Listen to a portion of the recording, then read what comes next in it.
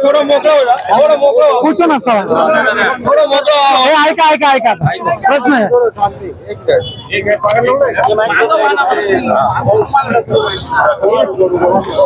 आज आखिर आपकी जनसभा हो गई और आपने निर्धार कर लिया, क्या निर्धार किया?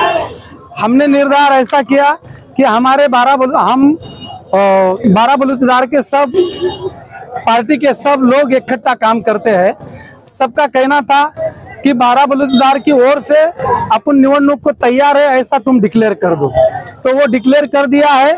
आने वाले दिनों में टिकट जहां से मिलेगा, जितने भी बाराबलुतेदार, सुनील गायकवाड़ जी है, शेखर पगार है, निखिल पवार है, ये सब मिलके जितने भी लोग हैं जिम्मेदारान, उनको मिलके जो डिसाइड लेंगे वो डिसाइड से हम आगे बढ़ेंगे। किन मुद्दों को लेके आप चुनाव लड़ेंगे? तालुके में अच्छे तरीके से काम होना चाहिए, काम का दर्जा अच्छा होना चाहिए, जो भी योजना है वो वक्त पर मिलनी चाहिए। जैसे कि अभी जो गवंडी मजदूर जो कामगार है इमारत बांधकाम, उनको दूसरे तालुके में 2 साल पहले से उनके बर्तन और इक्विपमेंट्स और सेफ्टी इक्विपमेंट्स बांट दिए गए, लेकिन इस मालेगांव में वो बर्तन और उसके सेफ्टी इक्विपमेंट्स जैसे कि खुद बांट रहे, चुनाव को आने देने तक वो रुका के रखे और अपने चुनाव के हिसाब से बांटे। ऐसा काम नहीं होना चाहिए। गरीब का लाभ, गरीब की योजना उनको वक्त पर मिलनी चाहिए। ऐसी पारदर्शिता रहेगी और कार्यक्रम में जो भी जिम्मेदारान पॉलिसी डिसीजन रहेंगे वो पॉलिसी डिसीजन लेके काम करेंगे।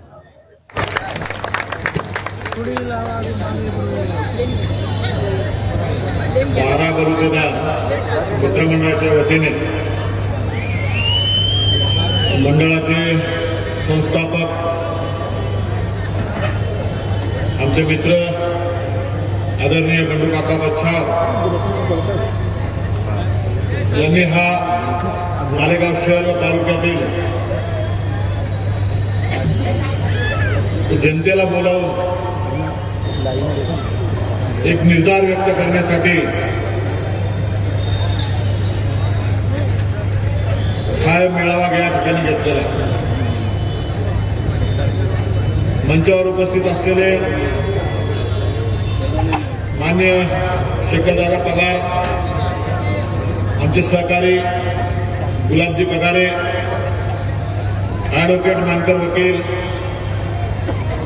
संजयजी देवरे, नगरसेवक मदन गायकवाड, राजेंद्र शेलार, लोटन बाबुल, माझे मित्र समाधानजी हुमरे, स्वप्नीलजी देवरे आणि उपस्थित सर्वच व्यासपीठावरील मान्यवर, समोर उपस्थित असलेले सर्व माझे बंधू भगिनी आणि मित्रांनो, माझ्या आधीच्या वक्त्यांनी सांगितलं आज आपल्या शहर आणि तालुक्याची काय परिस्थिती आहे आणि त्याचबरोबर आपण एवढ्या मोठ्या संख्येने, म्हणजे आता आमची जी चर्चा झाली बाहेरून फोन येतात की जागा कमी पडते, रस्ता या ठिकाणी गर्दीने ओसंडून राहतोय, एक भूमिका स्पष्ट करण्यासाठीचा हा एक छोटेखानी ज्याला आपण एक बैठकपेक्षा एक छोटासा मेळावा घेऊ असे आमच्या कोर कमिटीने ठरवलं। आणि याच्यानंतर आपल्याला बंडू काकांबद्दल जे अनेक वर्षापासून आहेत, तो प्रत्येक निवडणूक आली की यावेळेस बंडू काका उभे राहतील, काहीतरी कारण पुढे यायची, बंडू काका थांबून जायचे। 10 वर्षापूर्वी बंडू काकाला म्हटलं तुम्ही उभे राहा, मी थांबतो। बंडू काकाने एवढा वेळेस तू लढी घे, तुला म्हटलं चालेल, लढाई आपली कायम तयारीला। तर बंडू काकाला पण इथपर्यंत आणण्यामध्ये संजयजी देवरे असतील, आम्ही सगळे मित्र आहोत आणि एकेकाचा आमचाच मित्र त्याच्या विरोधात तयार करण्यासाठी खूप परिश्रम घ्यावे लागलेले आहेत. अनेक गोष्टी स्पष्ट झालेल्या आहेत, परंतु या सगळ्या आम्ही बोलण्यापेक्षा बंडू काकांनी बोलाव्या ही खऱ्या अर्थाने आपल्या सगळ्यांची इच्छा आहे. इथून पुढे तर मैदान आम्हीच गाजवणार, पण आमचा सेनापती कसा आहे, आमचा सेनापती कसा आहे हे मात्र उत्सुकता जेवढी तुम्हाला आहे तेवढीच आम्हाला सुद्धा. बंधूंनो, आपल्याला पण या ठिकाणी बंडू काकाच्या भाषणानंतर निर्धार करायचा आहे. बंडू काका काय बोलतात, काय भूमिका मांडतात, याच्यानंतर एक निर्धार करून आपल्याला इथून बाहेर जायचं. निर्धार काय करायचा? बंधूंनो, अनेक वर्ष आपण बघतो, खऱ्या अर्थाने बघा लोक पण कसे असतात. बंडू काकाने थोडस एक दिवस आधी हा मेळावा घेऊन टाकला. उद्या सर्वपित्री अमावस्या, शारदीय नवरात्रोत्सव चालू होतोय आणि सर्वपित्री अमावस्याला या मालेगाव तालुक्याने इतकं मोठं परिवर्तन केलेलं होतं. फक्त आज आपण पूर्व संध्येला बोलतो. सर्वपित्री अमावस्याच होती ज्या दिवशी निकाल आला, त्या दिवशी ज्या दिवशी विरेंचा पाडा झाला. उद्या घाट टाका, घाट.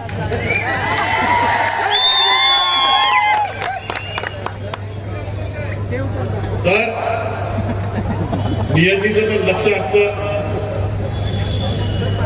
काय चाललंय, म्हणजे काही चाललंय ते इतकं काही भयानक आहे. त्याच्यामुळे आपल्याला या ठिकाणी निर्धार करायचा की हे जे काही चाललेलं हे सगळं बंद पाडायचं. आमच्याकडे महानगरपालिकेचा अनेक विषय आहेत. आज तुम्ही बघा, अनेक लोक प्रचंड असा प्रवास करत असतात, संपूर्ण महाराष्ट्र पालथा घालतात आणि गेल्या 2-3 वर्षामध्ये जर आपण बघितलं असेल या संपूर्ण महाराष्ट्रामध्ये प्रचंड असा निधी दिला गेलेला आहे.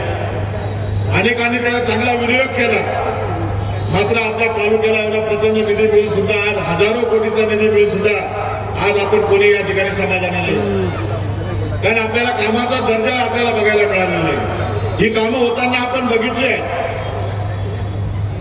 अहो, कामांचाही सोडा, हे आज आहेत उद्या हे कामं मिटणार, परत नवीन कामं होतील.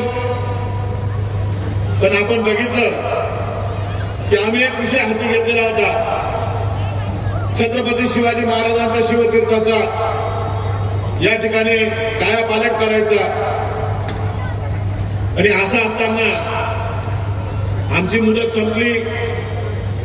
त्या ठिकाणी याच्या आधी मी काही प्रयोग केले, त्या ठिकाणी मी लिफ्ट बसवण्याचा प्रयत्न केला. ज्या माता भगिनींना त्या ठिकाणी दर्शन घेता यायचं नाही त्यांना वरती जाऊन जे काही ज्येष्ठ नागरिक असतील त्यांना महाराजांच्या तिथे जवळ जाऊन दर्शन घेता येईल अशी व्यवस्था केली. नंतर शिवजयंतीला आम्ही त्या ठिकाणी एक प्लॅटफॉर्म उभारून किमान शिवाजी महाराजांच्या पायाशी नतमस्तक होता येईल अशी व्यवस्था त्या ठिकाणी एकता मंडळाच्या वतीने करू लागलो. मात्र यांनी आमचे ते कार्यक्रम सगळे हायजॅक केले.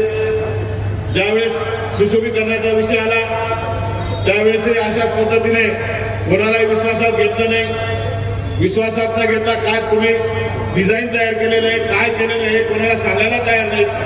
किमान ज्यांनी या ठिकाणी पुढाकार घेतलेला होता त्यांना सुद्धा विश्वासात घेतलं नाही, प्रशासनाने विश्वासात घेतलं नाही. या ठिकाणचे जेवढे काही प्रशासन आहे, कुठे महसूल असेल, पोलीस असेल, महानगरपालिका प्रशासन आहे, सगळे दबावामध्ये काम करत असतात. एवढी प्रचंड दहशत या ठिकाणी सत्तेच्या माध्यमातून निर्माण केलेली. परंतु ज्या वेळेस तुम्ही आमचा वापर केला त्यावेळेस तुम्ही आम्हाला सांगितलं होतं की आम्ही तुम्हाला प्रत्येक गोष्टीमध्ये विश्वासात घेऊ, या तालुक्याच्या विकासासाठी तुम्हाला विश्वासात घेऊ. मात्र हे जे काही तुमचे चाळे निवडणूक आली की गळ्यात हात टाकायचा, निवडणूक संपली की 2-3 महिने बरोबर फिरवायचं आणि नंतर कधी मित्र म्हणून मिळवायचं, कधी चांगला कार्यकर्ता, कधी काय, नंतर मात्र केसाने गळा कापायचा. हे धंदे एवढे आता तुमचे संपूर्ण तालुक्याला आणि एकूण एक कार्यकर्त्याला एकूण एक माणसाला या ठिकाणी माता भगिनीला या ठिकाणी कळावे. त्याचाच हा परिपाक आहे. काही बंडू काकांचा या मेळाव्याचा काही असं जर पाहिलं तर काही फार मोठा उहापोह झालेला नव्हता. तुम्हाला सांगायला खोटं वाटेल. बंडू काकांना मेळावा घ्यायचा म्हणलं चला 1000-2000 लोक येतील, आपली भूमिका बंडू काका काय बोलतो पाहून नंतर आपण आपलं काय करायचं. आमचा काही सहभाग नाही या मेळाव्यासाठी. फक्त आमचे जी जवळचे प्रमुख कार्यकर्ते त्यांनाही मी बोलून घेतलं, अरे तुम्ही पण या, आज बंडू काकाला आपल्याला शेवटचं ऐकायचं, नाहीतर आपण आपली भूमिका स्पष्ट करू. परंतु बंधूंनो, मी तुम्हाला सांगतो की मी 7 वाजता मुंबईवर या ठिकाणी मालेगावात आलो आणि येताना मला मोसनपूर ते सटाणा नाक्यासाठी मला अर्धा तास लागला. याच्यावरून जनमत कळतं. काका तुम्हाला निर्धार करायचा, या जनमताचा तुम्हाला या ठिकाणी सन्मान करायचा, अशी भूमिका तुम्हाला तुमच्या भाषणातून या ठिकाणी स्पष्ट करायची. बंधूंनो, अनेक लोक परवाच्या दिवशी माझ्याकडे एक पाहुणे येऊन बसले होते. बंडू काका आमची चर्चा चालू होती. नंतर बंडू काका गेल्यानंतर त्यांच्याही थोडंसं हितगुज केलं. पण कशी मंडळी बुद्धिभेद करत असतात. त्यांनी त्यांचे अनेक गणित या ठिकाणी माझ्यासमोर मांडून दाखवलं की काही जरी झालं तर काही होऊ शकत नाही. कारण लढत जर तिरंगी झाली तर मात्र परत आपल्याला तोच अनुभव आपल्याला या ठिकाणी घ्यावा लागेल. अशा पद्धतीचा बुद्धिभेद करण्याचं काम ते करत होते. मी त्यांना समजावलं की बघा, मागच्या वेळेस मी आणि बंडू काका बरोबर होतो. 1,38,000 ते 48,000 मत. त्यावेळेस बंडू काकांनी विजय मेळाव्यामध्ये माझ्या मतांचं गणित 15-20 हजाराचं लावलेलं होतं. त्याच्यानंतर त्यावेळेस माझे त्याच्या आधी 4 नगरसेवक होते, आता 9 नगरसेवक आहे. आणि हे गणित असताना आज बंडू काका तिथून वेगळे होणार, मी वेगळा होणार, किमान 50,000 मतं कमी होणार की नाही? कितीवर आले? 1 लाखावर. समोरच्या उमेदवाराला मिळालेली 74,000 मतं ही तर प्रत्येक निवडणुकीत विरोधकाला पडत असतात. ज्यावेळेस मी आणि पवनराव ठाकरे आणि संदीप बापू आमच्या तिघांची बेरीज जवळपास 85,000च्या आसपास होती. म्हणजे 85,000 लोक तुमच्यावर कायम 15 वर्षापासून नाराज आहेत. फक्त योग्य नियोजन होऊ शकलेलं नाही. ती 85,000 मतं म्हणजे आज तुमच्या विरोधात जवळपास 1.5 लाखाच्या आसपास मतं आहेत. अगदी तुम्ही तिरंगी जरी झाली बंडू काका, आपण सर्वसामान्य लोकांच्या कामात येणारी माणसं आहोत. करोनामध्ये आम्ही काम केलं. आम्ही या ठिकाणी, मी असेल, मदन बापू असेल, आमचं सगळे एकता मंडळाच्या टीमने तुमच्या 142 गावं, 148 गावांपैकी 142 गावांमध्ये आम्ही आर्सेनिक अल्बमच्या बॉटल तुमच्या घरोघर पोहोचवण्याचं काम आमच्या कार्यकर्त्यांच्या माध्यमातून केलेलं. आम्ही कुठल्याही सरकारी यंत्रणेचा त्या ठिकाणी वापर केलेला नाही. आम्ही या मालेगाव शहरातील जवळपास 50,000 घरांना आम्ही भाजीपाला पुरवलेला आहे. 3,500 ते 4,000 घरांना आम्ही शिधा दिलेला आहे. 3-3.5 हजार रेमडेसिवीर इंजेक्शन आम्ही 1,100 रुपयामध्ये दिलेले आहेत. आणि त्यावेळेस यांनी काय केलेले आहे याचा येणाऱ्या काळामध्ये ज्यावेळेस बंडू काका आपली उमेदवारी जाहीर करतील त्यावेळेस आम्ही तुमच्या समोर येऊन त्या ठिकाणी त्याचं स्पष्टीकरण देऊ. यांनी त्या ठिकाणी अडचणी निर्माण करण्याचे कामं केलेले ते आज आम्ही बोलणार नाही. आणि म्हणून हा जनसमुदाय एवढा मोठ्या संख्येने जो आलेला आहे तो एवढ्यासाठी आलेला आहे की तुम्हाला ऐकायचं आणि कोणीतरी चांगला पर्याय त्यांना पाहिजे. सुखदुःखात धावून येणारा माणूस त्यांना, आपला माणूस त्यांना पाहिजे. तर तुमच्याकडे मोठ्या अपेक्षेने ही जनता या ठिकाणी बंडू काका बघते आहे. आज तुम्हाला या तालुक्याला एक वेगळी दिशा देण्याचं काम या ठिकाणी करायचं. आणि इथून पुढे शेखर दादांनी सांगितलं, त्यांनी थोडासा विषय घेतला, पण आम्ही शहरात राहतो. सगळ्या बारीक सारीक गोष्टींवर आमचं या ठिकाणी त्यांनी एका नेत्याबद्दल, ज्या नेत्यांकडे फक्त वक्तृत्व आहे ते फक्त बोलतात,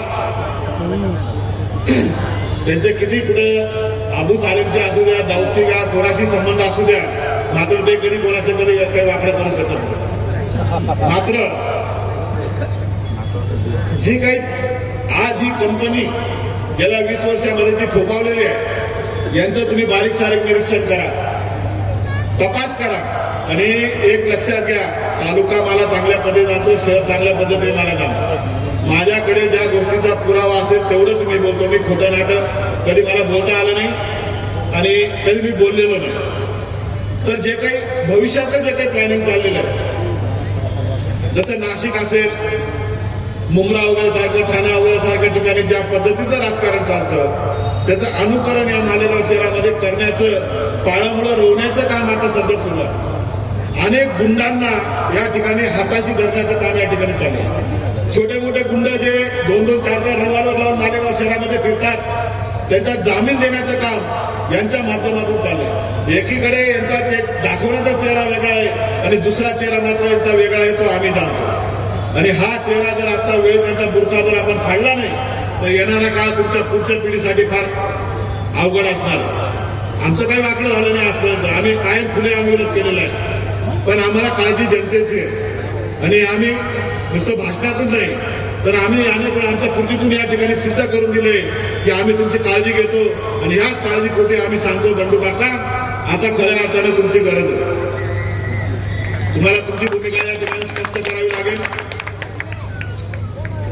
आज या निर्धार मेळाव्यासाठी तसं या सगळ्या नियोजनातला मी एक प्रमुख भाग असल्यामुळे, परंतु या ठिकाणी बोलण्याची मला या ठिकाणी संधी उपलब्ध करून दिली याबद्दल मी या ठिकाणी संयोजकांचा आभार मानेन. आणि मी आपल्या सर्व माता भगिनींना या ठिकाणी विनंती करेन, बंडू काकांनी जी भूमिका घेतली त्या भूमिकेसाठी मात्र आपण उद्यापासून कंबर करेन. याच्यानंतर जी भाषणं असतील ती थोडी वेगळ्या प्रकारची असतील. आज आपण फक्त बंडू काकांना ऐकून मी पण तुमच्या जास्त काही वेळ घेत नाही, इथंच थांबतो. जय हिंद, जय महाराष्ट्र, जय श्रीराम. पैशाने नाही तर काकांवर नाबांवर प्रेम करणारी जनता या ठिकाणी उपस्थित आहे. मित्रांनो, तुम्हाला एक प्रश्न मला या ठिकाणी विचारायचा आहे. साधारणतः जर आपण एखादी 2 व्हीलर घेतली किंवा 4 व्हीलर घेतली तर किती दिवसात आपण बदलतो? 2-5 वर्षात. मग मंत्री सुद्धा आपल्याला 20 वर्ष ठेवून चालेल का? ते सुद्धा या ठिकाणी बदलावं लागतील, हो का नाही? जोरात म्हणा, हो का नाही? जास्ती सांगत नाही. कोणती सत्ता नसताना, कोणतं पद नसताना, खडकी गावातला नितीन पवार ज्याची दोघं हात गेली होती, अनेकांच्या ऑफिसाचे उंबरटे झिजवले, अनेक रुपयाचं काम ज्यांनी केलं नाही, पण बंडू काकांच्या घरी आले आणि 15 लाख रुपयाची मदत त्या ठिकाणी एमपीसीएल कंपनीच्या माध्यमातून मिळवून दिली. अशी अनेक काम आहेत, सांगण्यासारखं खूप आहे, पण ऐकायचं आपल्याला बंडू काकांना आणि सुनील आबांना आहे. आता शकरदादांनी सांगितलं आपल्या मुलीच्या लग्नाचा आहे, याने रमजानपुरात मुस्लिम बांधवांच्या जळलेल्या घरांना त्यांनी मदत म्हणून दिली. एवढं मोठं मन आणि एवढा मोठ्या मनाचा राजा जर आपल्याला पाहिजे असेल तर आपल्या सर्वांना येणाऱ्या काळामध्ये एकजूट व्हावं लागेल आणि बंडू काकांना विधानसभेत पाठवावं लागेल. अशी खुणगाट या ठिकाणी बांधा आणि सर्वांनी या ठिकाणी शपथ घेऊन सांगा, शपथ घेऊन जा. जर जायचं, इथून जायचं असेल तर नेता बदलायचा आणि काकांना आमदार करायचं, एवढी खुणगाट बांधा. एवढंच सांगतो आणि थांबतो. जय हिंद, जय महाराष्ट्र.